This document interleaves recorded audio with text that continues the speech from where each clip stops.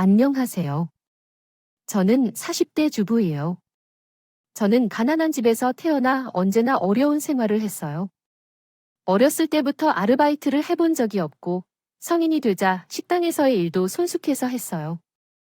20대 중반쯤에 고등어 요리 식당에서 일을 시작했어요.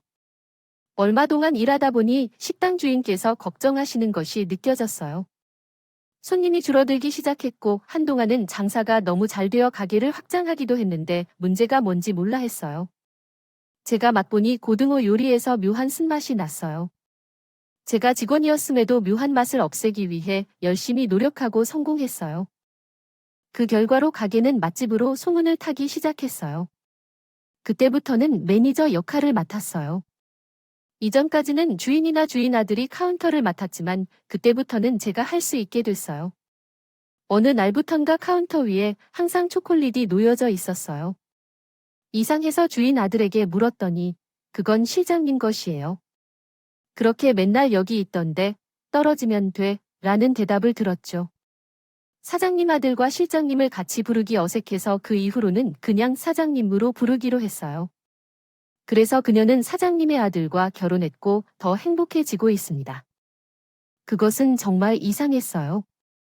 비밀 연애를 계속하다가 결국 남편으로부터 프로포즈를 받았는데 분명히 결혼 약속을 했었지만 남자는 제 집에 소개시키지 않았어요. 자기 사장님한테 나는 부담스러워 한다든지 사장님이 반대할까봐 걱정한다는 핑계를 대는 거예요. 항상 자기 칭찬을 많이 듣던데 나 같은 여자는 어떤가 물어보기도 하고 좋다면 다리 놓았다고 할 때도 있었어요. 근데 왜 날 집에 소개시키지 않는 거죠? 이건 이해가 안 돼요. 반지까지 선물하고서 왜 집에 인사 가자는 말을 안 하고 있을까요? 사실 우리 엄마는 엄마가 아니었어요. 남편은 사형제 중에서 유일하게 다른 아빠에서 태어났었어요. 엄청난 충격이었죠. 그것은 남편의 큰 이모였어요. 남편의 진짜 부모님은 사고로 돌아가셨고 그런 큰 이모가 남편을 사랑으로 키워주었답니다.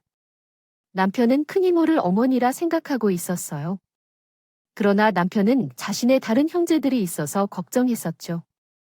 그들을 만나러 가면서 분위기를 알 것 같다며 말했죠. 결혼하게 되면 때론 이렇게 이상한 일들을 겪을 수도 있겠죠. 우리 모두가 초대받아야 한다는 말이 됐다. 아들의 남편을 비난하는 모습을 보는 것은 내게 상처였지만 시어머니는 그것을 질책했다. 너희들은 우리 형제가 아닌가 보다. 나이도 들고 결혼도 했으니 아직도 막내를 질투한다니. 우리 시어머니의 말에 모두들 그 자리를 떠나 나갔다. 형제들은 남편들 뒤를 따라가며 희죽거리고 있었지만 남편이 어떻게 자랐는지를 보니 다정하게 느껴졌다. 시어머니가 내 손을 꼭 잡아주면서 막내와의 결혼에 대해 이젠 걱정이 없다며 미안하다고 했다. 막내를 잘못 키워서 미안하다. 막내를 너무 혹평했어. 운이 좋았다. 우리 엄마 없어도 나랑 친자식보다 더 키웠다. 그래서 그들이 아직도 동생을 가볍게 여기지 못하고 있다. 형제들은 결국 떠나지만 그 덕분에 시어머니로부터 남편 어린 시절 이야기를 들을 수 있었다. 남편이 어렸을 때 마음이 아플 만큼 부모 없다고 느꼈던 것 같았다. 제가 어른이 되면서부터 어린이들을 돌봐야 한다고 생각했어요. 그분들이 신경을 쓰던 것에 감사했다고 했어요. 그러나 매년 그들의 질투가 더 심해져 결혼 후에는 더 멀어졌다고 했어요. 남편과 손을 잡고 시어머니를 떠나는 그날 더 많이 사랑해야겠다고 다짐했어요. 시어머니를 평생 존경하고 돌봐야 한다고 말씀드렸죠. 그래서 결혼했고 시어머니가 운영하던 식당을 인수했어요. 식당이 성공해서 돈을 모으면 땅을 사기 시작했죠. 새로운 건물을 지었고 시간이 지나도 누가 남편을 향해 하거나 저를 경멸하는 것이 없었어요. 하지만 남편의 어머니와 남편을 향해 질투와 경멸하는 모든 이들은 계속되었죠. 알고 보니 남편의 어머니와 그들은 모두 명문대 출신이었어요. 그들은 제 남편이 공부를 못해서 일찍 군대에 갔다가 시어머니를 도왔다고 생각했죠. 어머니는 항상 한탄했어요. 막내가 공부를 잘했으면 내 아들도 성공하게 됐을 텐데 라는 말씀을 하셨죠. 어릴 때부터 공부보다는 어머니를 도와주고 형제들에게 심부름을 하는 것에 더 관심이 있었어요. 그 덕분에 멋진 남편을 만나 돈을 벌었어요. 그러나 가족들끼리 사이좋게 지내면 더 좋았겠다고 생각했어요. 사이가 좋지 않아서 아쉬워했는데, 그래서 나도 노력해봤어. 님이 얼마 후에 어머니 생신이신데, 우리 부부가 좋은 곳에서 식사를 대접해도 괜찮을까요? 그래 돈 많이 있다 이거지 뭐. 알아서 해. 어차피 어머니도 동생의 부부만 좋아하시는 첫째 형님이 떨떠름하게 대답했고, 둘째 형님은 묻지 않았어. 그건 동생이 결정할 일이 아니라 님이 결정해야 할 거 아닌가? 막내 주제에 너무 끼어드는 거 아니야? 미안해. 다들 바쁘니까 나가 좋은 식당 예약할까 했는데, 그러면 식당 예약은 취소할게요. 누가 취소할래? 동생 왜 이래? 또 나만 나쁜 사람 만들려고? 얘 또라. 늘 이런 식이야. 아, 동생만 착한 척, 엄약휘하는 척하니까 엄양리가 동생을 매우 드시는 거 아니야? 전 형님들이랑 잘 지내고 싶어요. 그러고 싶으면 주장을 확실하게 서라고. 둘째 형님이 이해 못하는 소리만 하고 전화를 끊어버렸고, 결국 식당 예약은 계속하기로 했어. 문제는 세 형제 집안이 한자리에 모이면 언제나 시작도 끝도 좋지 않다는 거였어. 형 많이 드세요. 내가 살아서 유세냐. 남편이 한마디만 해도 돌아오는 아주머니들의 말은 매우 거칠었어. 아니, 재수씨 엄양리를 진정으로. 요리를 직접 해서 생신상을 차리지 않으면 안 된다는 것은 아니에요. 우리도 이런 비싼 식당에서 밥 먹는 걸 할 수 있어요.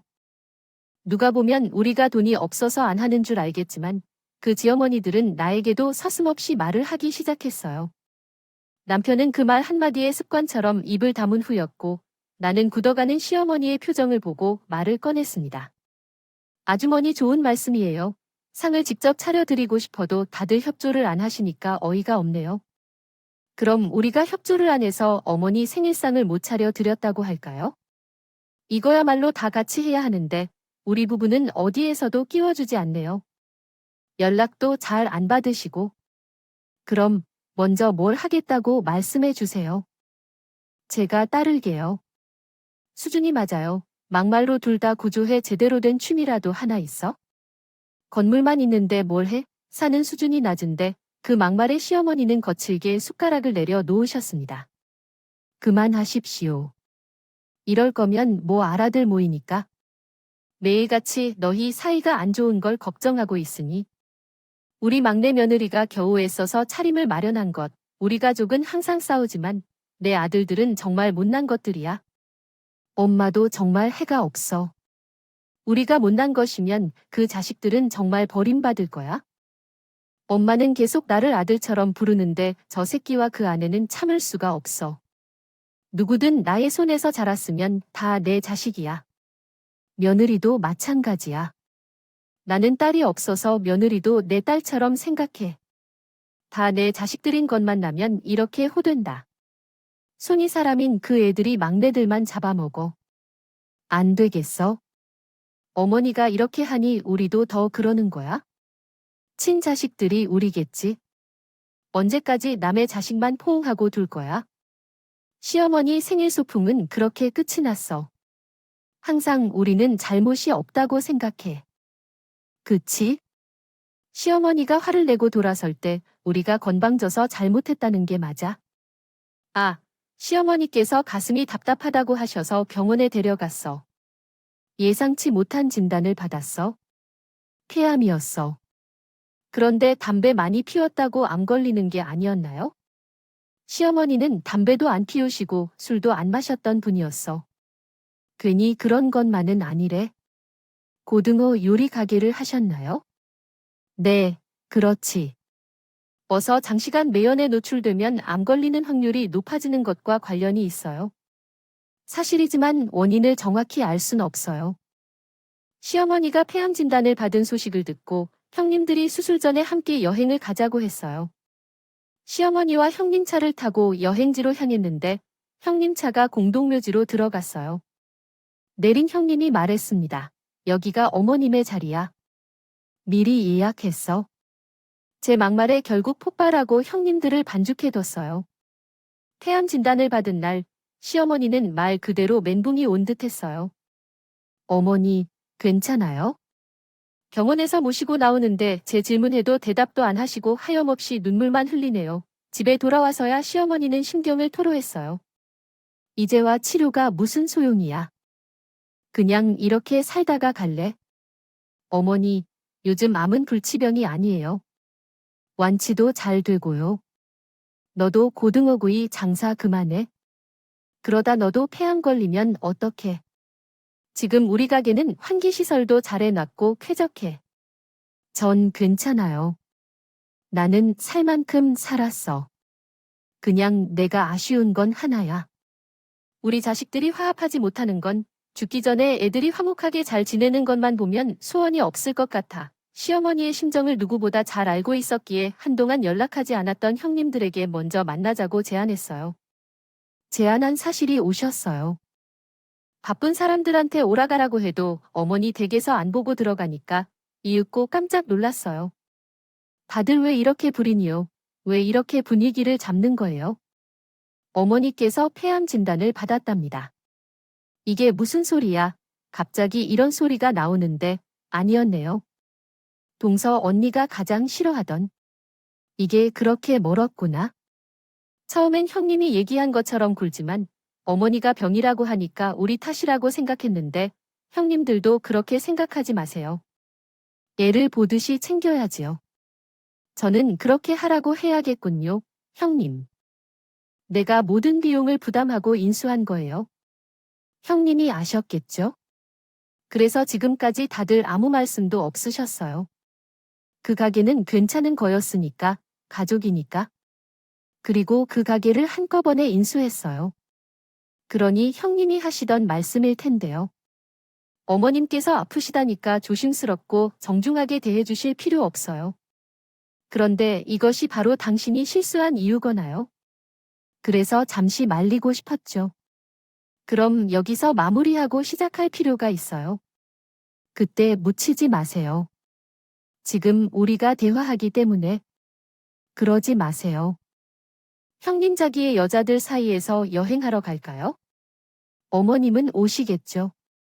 서로 힘을 내고 싶습니다.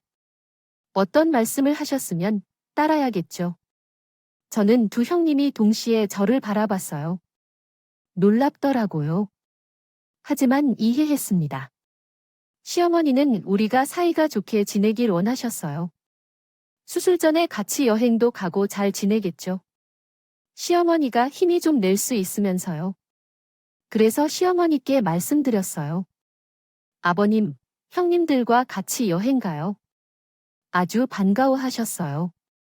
너희 어머니가 아프다고 하니 마음이 안 좋아 보이는구나. 내가 아프면 다들 철들 것 같아 보였어. 다행이야, 어머니 구걸고. 그랬더니 하늘이 내 손 들어 주는 것 같아. 정말 다행이야. 이 모든 것은 운이야. 수술이 성공하길래 여행 일정이 급조됐어. 이번 여행은 형님들이 모두 준비해주겠다더라. 형님들이랑 같이 몰아서 할 거니까 어머니는 우리만 차 타면 돼. 바빠도 괜찮아. 형이 있으니까. 남은 모든 건 우리가 다 할 수 있어. 형님이 대화로 신경 써주나 보다. 조용히 참아. 지금 여행은 원활할 것 같아. 앞으로는 난 막내처럼 따라가 줄게. 당연하지. 그렇게 해야지. 어머니 데리러 나올 시간 알려주면 나와. 형님 전화 끊고 난이 천불 났더라고. 남편한테 투정하면서 말했지. 정말 형님들이 먼저 움직이면 내가 움직일 필요 없잖아. 그렇지, 나도 앞으로는 이처럼 아무것도 안 한 거라면서 그럼 이번에는 스스로 해보겠습니다. 응, 진짜 아무것도 아니야. 그래서 남편은 형님들과 관련된 이야기를 길게 하고 싶지 않아 했어요. 조금만 얘기해도 마음이 불편한 것 같더라고요. 이번에 잘 풀고 돌아오겠어요. 그러면 당신과 아주머니들 간에 서로 편안해질 수 있겠지. 남편은 제 말에 긍정적인 반응은 없었지만 형님이 먼저 여행을 제안했다는 것으로 기분이 좋았어요. 솔직히 말해서 나도 좋았어요. 지금까지 무시만 당했던 형님들이 함께 여행을 가자고 해주고 시어머니가 아프다고 신경을 쓰는 모습을 보니 그들도 나쁜 사람들은 아니겠구나 싶었어요. 그리고 드디어 여행 당일이 왔습니다. 나는 새벽부터 내 짐과 어머니의 짐까지 신경 써서 여행을 준비했어요. 어머니도 폐암 진단 후 처음으로 밝은 표정이었어요. 이런 날이 오다니, 애랑 작은 애가 여행을 가자고다 해서 어디로 가길래 나한테 주민등록증과 음력생일까지 다 물어봐. 글쎄요, 개인정보가 필요한 곳 같지만 좋아 보이네요. 아유, 너무 들뜨네요. 시어머니는 어린아이처럼 흥분했고, 그 모습을 보니 나도 기분이 좋더라고요. 정말 나도 그 동안에 형제 여러분들에게 주도권을 안 주고 내가 주도하는 것인가 싶었고, 어머니가 좋아하실 것 같으면 앞으로도 나는 겸손하고 살아야겠다 싶을 정도였어요. 잠시 후 형제분들의 연락을 받았고, 나는 어머니를 모시고 주차장으로 내려갔습니다. 형제 두 분이 앞자리에 앉아 계시고, 나와 어머니는 뒷자리에 앉았어요. 어머니, 푹 주무셨어요? 그래요. 오랜만에 아주 잠을 잤어요. 걱정 많이 했죠. 수술 때문에 그랬는데 오늘은 아무 생각 없이 너희들이랑 놀러 왔어요. 너희들 걱정 많이 하지 마세요. 사람 목숨은 하늘에 달려 있는 것이니까. 그렇지. 그래요, 어머니. 그럼 이제 출발할게요. 차는 목적지를 향해 출발했고 형제분들도 가는 내내 즐거워 보였어요. 시어머니께서 평소와 다르게 말도 먼저 걸고 미리 챙겨온 간식도 나눠주시고 계셔서 감사하다고 느꼈습니다. 형님들, 경비 많이 드셨을 텐데. 제가 좀 낼 수 있게 해주세요. 그건 나중에 하도록 하죠. 꼭 말해주시기 바랍니다. 차는 한참을 운전했고 도시를 벗어났습니다. 어디로 가고 있는 거죠? 밖을 보던 시어머니도 계속 목적지를 모르고 가니 답답해하는 표정이었습니다. 거의 다 왔어요. 그때가 되어서 차를 내릴 때였습니다. 형님들은 어머니 쪽 차문을 열면서 형님들의 앞 남아있던 풍경을 보게 되었습니다. 아름다운 풍경이 펼쳐지자 어머니와 저는 감탄을 금치 못했고 어머니는 바다를 보면서 얼마나 예쁘다. 정말 예쁘다. 가서 맛있는 것도 많이 사드릴게요. 드시고 싶은 거 다 드세요. 라며 들떠 있었습니다. 이에 저는 시어머니의 조언을 따랐네. 명심하겠습니다. 하며 대답했습니다. 시어머니와 나로 인해 가족 사이에 따뜻한 분위기가 이어졌고 어머니는 막내에게 많은 충고와 사랑을 보내며 같이 있는 것을 즐겼습니다. 마침내 차가 공동묘지로 들어서자 형님, 길을 잘못 드신 것 같아요. 라고 말씀드리자 형님들은 어리둥절해하지만 차에서 내리시는 순간 모두 함께 아름다운 풍경을 즐기면서 즐거운 시간을 보냈습니다. 그리고 그렇게 되었다. 어머니, 내려와서 좀 봐요. 아니, 여기서 뭘 보라는 거죠? 아, 왜 볼 게 없어요? 중요한 걸 봐야죠. 일단 쟤도 차를 내렸습니다. 놓친 게 있나 봐요. 큰형이 시어머니를 부축하며 공동묘지로 향했습니다. 작은 형님에게 물었습니다. 형님, 왜 여기로 왔어요? 동생도 따라오세요. 그래서 둘째 형님도 큰 형님을 따라갔어요. 저도 일단 따라갔습니다. 큰 형님은 걸음을 멈추고 어머니에게 말했습니다. 여기가 어떤 자리인지 아시나요? 미리 예약해뒀어요. 시어머니는 어리둥절한 표정을 지었고 둘째 형님도 다가가서 말했습니다. 어머니, 우리 잘했죠? 미리 준비하는 게 중요하다고. 솔선수범해야 해요. 이런 상황에서도 나서주기를 꺼려하는 형님들이 시어머니의 묘지를 보는 것은 참으로 솔선수범이었습니다.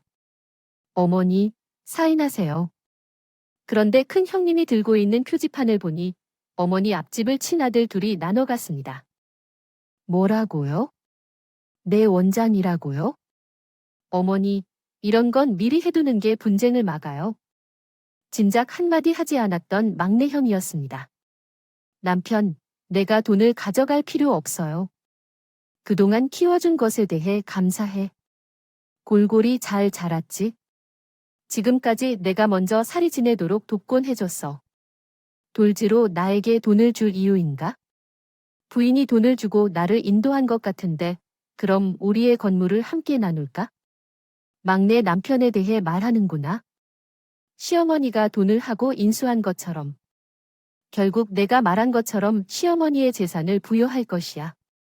내가 키웠으면 내 아이란 말이지. 그리고 너희들, 이게 어떤 짓이니? 이미 건물 세 채를 소유하고 있는데. 하지만 자식들도 아닌 막내 남편 때문에 시어머니의 재산을 부여하라고. 나한테 말 안 했니? 내가 키웠으면 내 자식이라고. 이미 죽은 사람의 거에 섭섭할 필요 없어. 우리는 시어머니를 귀찮게 안 하려고 준비를 해뒀단 걸 생각해. 결국 돌아가면 할 것이니 나중에 다 하기보다는 미리 하는 게 좋다고 생각해. 아, 빠르게 가라고 고사를 지내고 그대로 가버리라. 왜 그렇게 잔소리를 하고 있어? 그런데 두 형은 시어머니를 결박해 유언장으로부터 사인을 강요하려 했다. 더 이상 볼 수 없겠다고 말했고 심호흡을 하며 형들에게 돌격했다. 그리고 두 형을 동시에 쓰러뜨렸어. 식당에서 기른 체력 덕분이야? 동서, 무슨 짓이야? 형들이 쓰러지더니 놓친 것들이 있어? 유언장을 다시 보는데 정말 기가 차더라고요. 아주 가관이네요. 그렇게 당당하면 왜 여행을 가자고 했어요? 차라리 당당하게 어머니 묘지로 가자고 하지 그랬어요. 형님들은 자리에서 주섬주섬 일어나더니 저에게 다가와서 따져먹기 시작했습니다. 동서는 이번에는 우리가 하라는 대로 따라올 것이라고 약속해놓고 1억을 건다며 형님들 약속을 지켜야 했어요. 아픈 어머니를 모시고 여행을 가기에 이제 좀 철이 든 줄 알았네요. 너 말했어? 큰 형님이 덥석 제 머리를 잡았고 둘째 형님도 저에게 다가와서 또 머리를 잡았습니다. 그래서 통수 하나 잡고 뭐 하는 거야?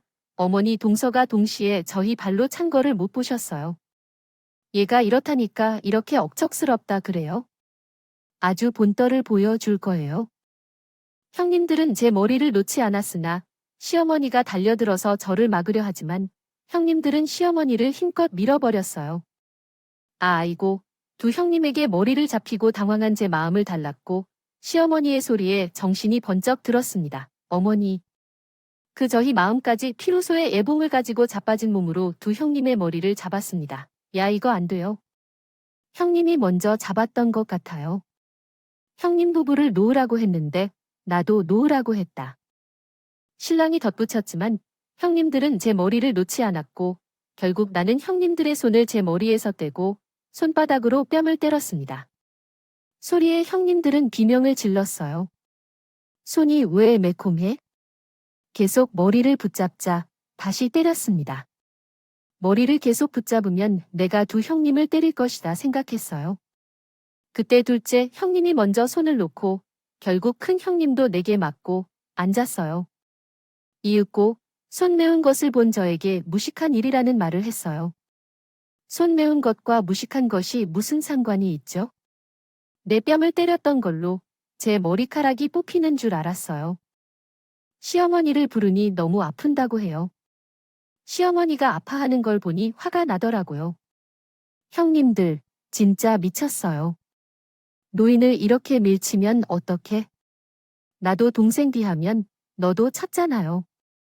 정말 이해하기 어려운 논리로만 우기고 있었지만 결국 오만정이 다 떨어졌어요. 제가 바닥에 떨어진 원장을 주었습니다. 정확히 말하면 형님들이 마음대로 작성한 시어머니의 원장이었죠. 형님들이 협박을 잘하는 사람들이라면 아시겠지요. 시어머니 대신 원장을 요구하는 것이 어떤 협박인지 말이죠. 솔직히 마음에 들지 않는다면 사인하지 않으면 그만인데 아까 어머니를 강압적으로 사인하도록 하려고 했잖아요. 동서가 보기엔 증거가 있다고요? 저는 주변을 한번 둘러봤습니다. 거기에는 CCTV가 있었어요. 그러자 형님들은 다시 제게 다가와서 왜 원장을 주지 않나 싫어요.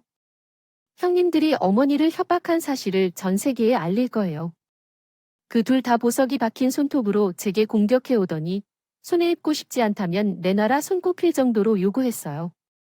저는 원장을 꼭 아는 채로 몸을 숙이고 형님들은 발차기를 하며 다가왔어요. 그 순간 지난 일들이 떠올랐어요. 결혼 전부터 받아온 시선부터 남편의 참백 신세까지 정말 많이 겪어온 저였죠. 그래도 장사도 잘 되고 건물도 사서 아쉬울 것 없다고 생각하며 참고 있습니다. 살았는데 어쩌다 형님들이 시어머니에게 이런 일을 하는지 이해가 되지 않았어요. 결국에는 일어나서 자리에서 벌떡 일어섰고 일어나서 형님들에게 다가가 매석을 보라고 했을 때 형님들도 놀랐어요. 저는 형님에게 가까이 다가가 형님들의 뺨을 다시 때려주었습니다. 나한테나 신랑한테 하는 것은 참지만 어머니에게 하는 것은 너무합니다. 사실 제 키는 좀 컸어요. 거의 형님들보다 한 머리 크기가 크더라고요. 뺨을 한 번씩 칠 때마다 형님들은 한 발씩 물러가기 시작했지만 결국에는 내게로 다가와서 말했습니다. 동서야, 왜 그래? 우리는 같은 며느리 아니야? 응, 맞아. 그리고 나, 아파. 동서야, 정말 손이 맵다. 우리 이제 화해하자. 한참 강요당한 뒤에 화해를 하자고 생각하면서 형식적으로 수긍했지만 더 이상 감정적인 공감을 형성해주진 못했습니다. 결국에는 시어머니를 모셔서 집으로 돌아왔죠. 돌아오는 길에 시어머니는 형님들이 썼던 유언장을 다시 보시며 기가 들었어요. 내가 자식을 잘못 키운 줄만 알았는데 이들은 그냥 괴물이나 죄송합니다. 저도 그 뷰를 보기 싫었어요. 그러니까 그냥 봐주기밖에 할 수 없어 했죠. 시어머니는 분명히 화가 났는데 며칠이 지나면서 새로운 주소를 보내며 여기로 와라고 했습니다. 뭔가 의미 싶었어요. 가봐야겠죠. 남편에게 맡기고 가보니 넓은 시골 땅이더라고요. 그런데 어디에도 시어머니가 안 보이는 거예요. 이상해서 전화를 걸었더니 받으시더라라고 해요. 그래 아가 보고 있니? 내 어머니 근데 그냥 시골 땅인데 너 보여주려고 가보라고 했다. 조만간 재산을 정리할 건데 거기 낼 땅이야. 이게 몇 평인 거예요. 2만 평 좀 넘을 걸래. 어머니 땅도 갖고 계셨어요. 그래서 널 볼 때마다 꼭 날 보는 것 같았어. 너도 종자 돈만 생겼다 하면 땅을 샀잖아. 나도 그랬거든. 저도 땅 투자를 계속했다 보니 좋은 땅을 잘 알아보는 편이었거든요. 그런데 시어머니의 땅은 넓고 평평하기 한데 어떻게 사용할 수 있는 땅인지 잘 모르겠더라고 해요. 농지로 쓰기엔 땅이 좀 척박한 것 같았고 개발되기엔 좀 외지지 않았나 싶던 그때였습니다. 그 땅 공장 세운다고 팔아달라고 하더라. 어머, 어머니 너무 잘 됐네요. 그 땅 넛줄게네. 시어머니께 아파트 말고 다른 재산이 있다는 것도 놀라운데 그 땅을 저에게 주시겠다는 겁니다. 어머니 그래도 저보다는 그 일을 주시는 게 맞지 않을까요? 나도 맘 같아서야 그러고 싶지 않지만 여러 막내에게 줬다가는 형들이 감안해요. 돌아오는 길에 시어머니는 형님들이 썼던 유언장을 다시 보시며 기가 들었어요. 내가 자식을 잘못 키운 줄만 알았는데 이들은 그냥 괴물이나 죄송합니다. 저도 그 뷰를 보기 싫었어요. 그러니까 그냥 봐주기밖에 할 수 없어 했죠. 시어머니는 분명히 화가 났는데 며칠이 지나면서 새로운 주소를 보내며 여기로 와라고 했습니다. 뭔가 의미 싶었어요. 가봐야겠죠. 내 형제들을 억제하는 것을 보니 정말 대단한 사람이군. 처음으로 너를 우리 식당에서 만났을 때부터 내가 내 가족이 될 것이라고 생각했어. 그래서 막내에게 가서 말 좀 걸어보라고 데이트를 신청하려고 애를 썼었지. 하지만 내가 봐라. 막내가 나에겐 방법이 없네. 사실 식당도 너에게 넘기려 했었지. 마음 같아선 그냥 내어주고 싶었어. 하지만 내 형들이 그냥 있겠어? 이번에도 가만 두지 않을 것 같아. 내가 나 차기로 제압해 버릴 거야? 어머니, 나 장난하는 게 아니야. 진심이야. 그들은 아주 나쁘더라. 말이 통하지 않아. 어쨌든 내 결심은 굳었어. 땅은 내게 줄게. 집은 내 남편에게 줄 거야. 그러면 다 내게 주는 거지. 다 줘도 좋으니 어때? 내 감정이지. 그들이 나한테 좋게 다가와도 재산을 요구할 수 있겠어? 그러나 양모님의 예상과 달리 형제들은 어머니들을 협박하기 시작했어. 어머니, 그건 정말 아니야? 왜 아파트를 그 사람과 나눠야 해? 이미 빼앗긴 것도 서럽는데 재산을 나눠야 한다니. 언제 우리 엄마를 빼앗은 거야? 나와 막내랑 어디에서 같이 살아? 학교 다닐 때 학부모 콘서트가 있었잖아. 그날도 어머니는 제 수업 안 오고 막내는 제 수업을 다녔잖아. 내 소풍은 봉했는데 김밥을 안 싸주셔서 혼자 사서 가져갔어. 막내 소풍은 항상 잊지 않고 김밥을 잘 싸주셨지. 누가 들으면 아주 먹도록 대답하겠어? 알았습니다. 사실 이야기했던 것인가요? 전에 있었던 창관 수업에는 너의 수업에 갔었어. 그래서 너한테 말했잖아. 지난번에 겹쳤을 때 내 수업에 갔으니까 이번에 내 수업으로 가겠다고. 아, 나는 친자식이지만 왜 막내 수업을 가냐고? 매년 내 수업부터 가야지 뭐야? 제 김밥 사건은 엄마도 할 말이 없네. 왜 할 말이 없어? 그것도 내가 소풍이라고 말 안 했잖아. 너도 그날 소풍이었는데 모르고 그냥 학교로 갔잖아. 그래서 나는 일을 하다 뛰쳐나와서 너를 데리고 소풍 장소까지 갔었던 거 기억 안 나? 그래서 김밥을 사러 근처 김밥집에 갔다가 급하게 데려다 주고 왔어. 순간 두 아주머니는 말을 잃었고 그리고 형제들이 나와서 화제를 바꿨어. 어머니가 막말로 막내 서방님만 안 들어왔어도 어머니는 서방님과 사랑을 나누고 살았을 텐데. 그러니까 재산까지 나눠주지 마세요. 맞아. 서러운 친자식들의 마음도 이해해 주어야죠. 어쨌든 어머니는 참 특이하시네요. 보통은 친자식들을 모았다가 안분할인데 겨우 아파트 한 채를 나눠주라고 하시고. 겨우 아파트 한 채인데 너희는 왜 이렇게 욕심을 내는 거야?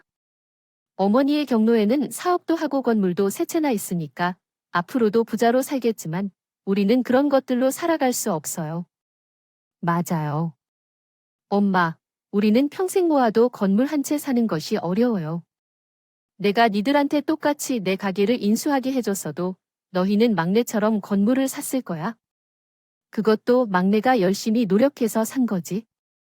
아, 어쨌든 결과적으로 돈은 건물 주지. 형제들은 계속해서 내가 이미 재산이 많다는 것을 근거로 우리 부부를 재산 상속에서 제외시켰어.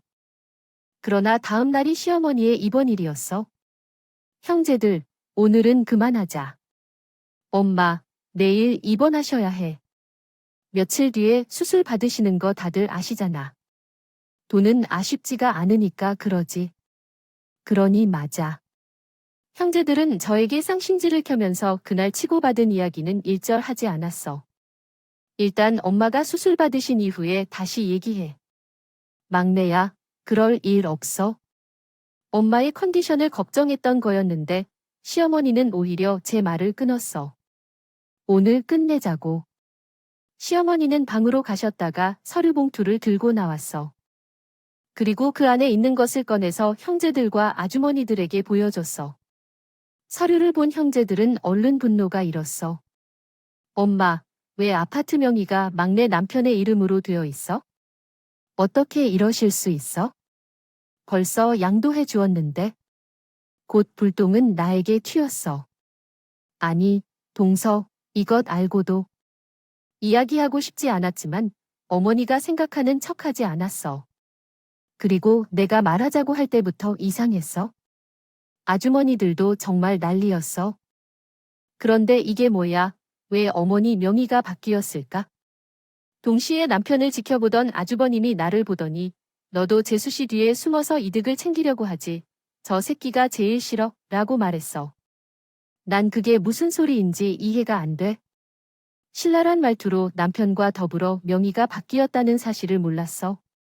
이게 어쩌면 서류 작성 때 그런 식이었지만 이렇게 빨리 바뀔 줄은 몰랐어.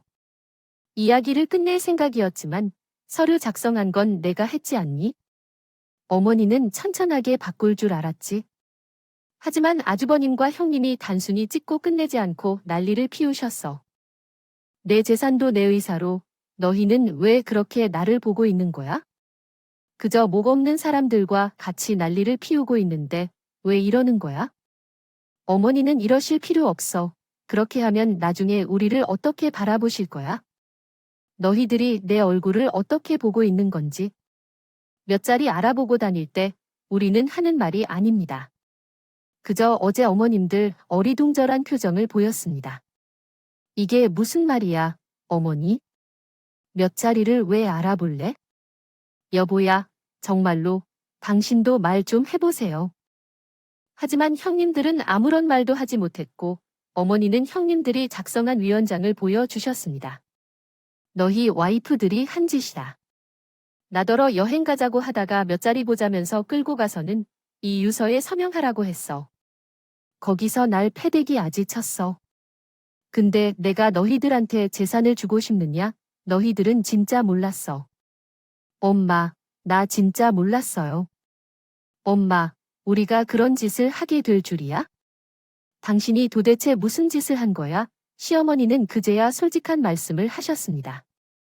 원래는 내가 막내에게 따로 얘기했었어. 아파트는 형들이 주자고 대신 내가 통장에 든 현금은 너희에게 주겠다고. 막내가 결혼하기 전에 얘기한 적이 있어?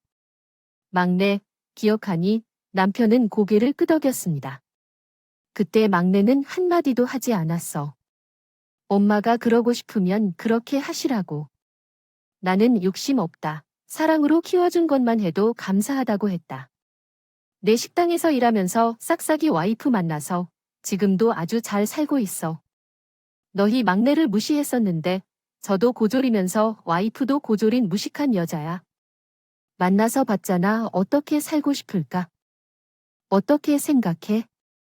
내들보다 큰 집에서 뭘이 부족해? 내가 열심히 공부해서 명문대에 입학했을 때 너무 자랑스러웠는데 그거 보니까 아쉬워. 너희가 학교만 훌륭하다고 뭔 소용이야? 너희는 감정이 단점이잖아. 그날이 끝났어. 며칠 뒤 시어머니께서 수술을 받으셨고 다행히도 술 후 경과가 좋았어. 전이도 없고 항암 치료도 필요치 않다고. 술 후에도 시어머니께서 건강 상태가 매우 좋으셨고요. 제 아버님과 형님들과 함께 시어머니를 우리 집으로 데려왔다. 우리는 방을 제공해 시어머니께 편안한 환경을 제공했어. 엄마, 같이 우리와 함께 살지 않을래? 우리는 재산을 다 얻을 필요가 없어. 우리가 당신을 돌보며 당신을 돕기만 하면 돼. 살아계실 동안 우리가 도와드리게. 엄마, 제발 우리와 함께 건강하게 복원하시고 손자들을 키우는 것도 조금 도와주세요. 시어머니께서 우리 집으로 오시고 나서 얼마 뒤에 아버님과 형님께서 매일처럼 찾아와 시어머니를 지속적으로 돌봐주셨다. 결과적으로 시어머니께서 두 아들과의 관계를 끊기로 결심하셨어. 그들은 나의 아들이 아니라고 말씀하셨어. 수술을 받고 회복했을 때 재산을 제공하지 않았다며 무심코 나서지 않았다는 것을 알았을 때 계속해서 나는 그 집을 관리했어. 다시 달라고 저러는 거잖아. 인연 끊고 살란다. 경찰 불러서 보내. 처음엔 남편이 좋은 말로 설득해 보내려고 했지만 도저히 말이 통하지 않았어요. 결국 경찰까지 대동에 쫓아낼 수밖에 없었습니다. 재산을 다 처분하고 저희 부부와 합가한 시어머니는 5년 뒤 폐암 완치 판정을 받으셨어요. 다 저희 덕분이라며 여전히 저희 부부의 든든한 편이 되어주고 계세요. 요즘 시어머니의 기쁨은 저희 아들이 자라는 걸 보시는 거래요. 하루가 다르게 자라는 아이들을 보며 시어머니는 이 아이들은 자신의 친아들 둘처럼 키우지 않겠다며 돈이 아니라 사람을 더 귀중히 여기고 인연을 소중하게 여기는 법을 가르치시고 합니다. 수술을 받고 회복했을 때 재산을 제공하지 않았다며 무심코 나서지 않았다는 것을 알았을 때 계속해서 나는 그 집을 관리했어.